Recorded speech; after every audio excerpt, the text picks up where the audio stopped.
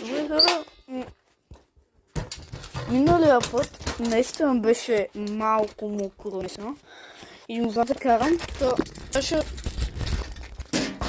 Сега вижте, цимента е сух.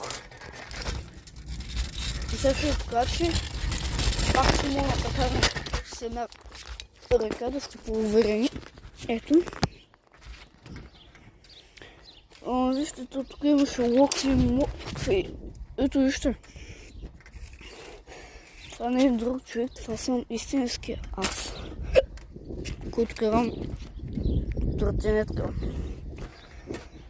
И с една ръка.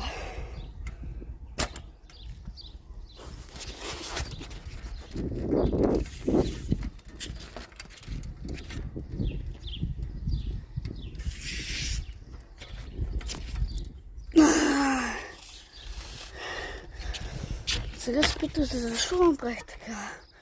Задържах се въздуха, защото и пално мамата пак ми дойде тъпата такова.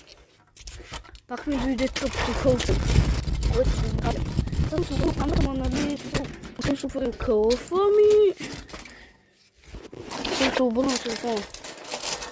Доказах ви отново, че мога. Хора, буквално ми кофе правим. Също точно не така. Днеска там на това место да чу хора пак.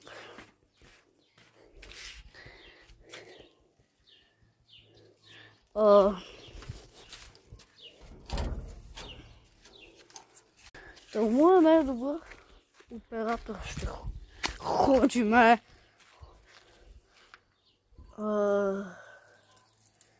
И точно там ще ходим. Сега се питате дали пикая. Ами не, тук не съм с тича вода. И сега се правя.